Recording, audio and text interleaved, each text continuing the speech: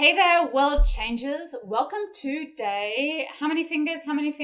Day 8 of 21 days of gamification. Today's article is called, Are You Leveraging the Power of Social Comparison?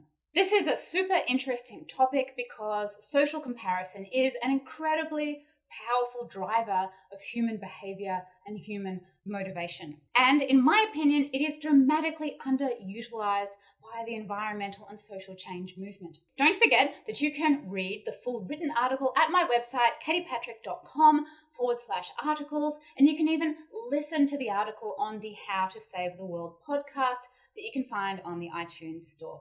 Let's dive into the article about leveraging the power of social comparison. Do you know what one of the most powerful drivers in human psychology is? You probably already know what it is. It's our herd behavior, our desire to be like other people, our desire to be part of the group, and our intense desire to not be left out. Us humans are constantly mirroring the activity of groups around us.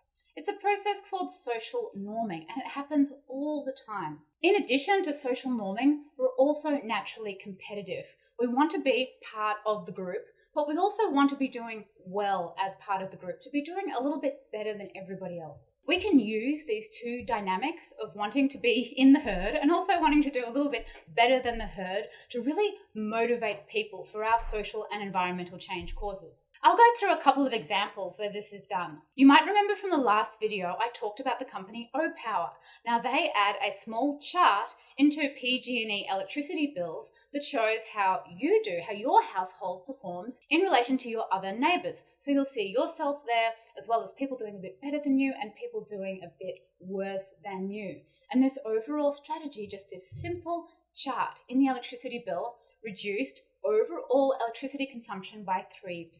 Another example is the Guide to Greener Electronics that's put out by Greenpeace every year. What they do is rank all of the big electronic companies from best to worst based on their environmental performance, and they put them on a dial chart, ranking them from dark green to lighter green to yellow, orange, and red. Then there's the Carbon Disclosure Project, which requests that major Fortune 500 companies disclose the amount of carbon dioxide emissions they release per amount of revenue.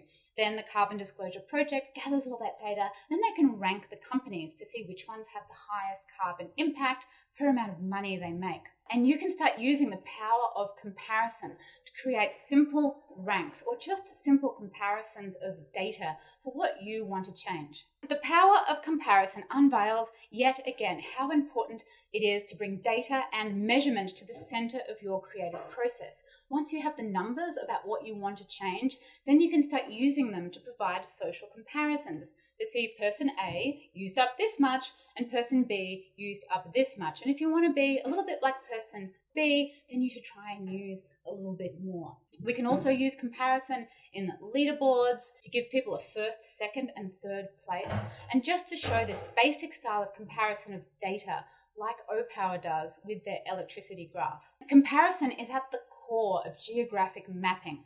Once we have granular detail about the environmental or social causes we want to change in the form of a map, then we can start adding color to it. And then we can really see how the cause is mapping out in terms of its comparison. And then we can really use this comparison in our communications to let people know how they're going. And because of the power of this herd behavior, this social norming, and the power of social comparison, once people see this data, they will just instinctively want to do better.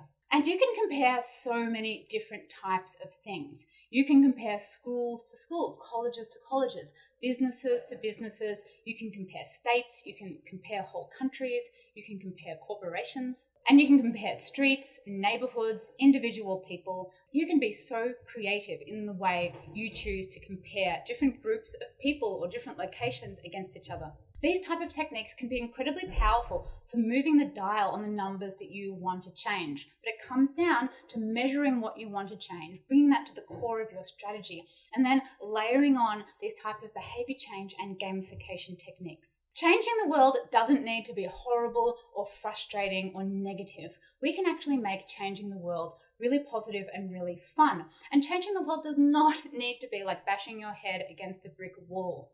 Once you learn the right tools and the techniques, it's a really fabulous journey where you start to see change happen, you inspire people for change, you get excited, they get excited, and the whole thing just snowballs into a really inspiring, fantastic project that doesn't just talk or complain about the world's problems, but it actually changes the world in a real and measurable way.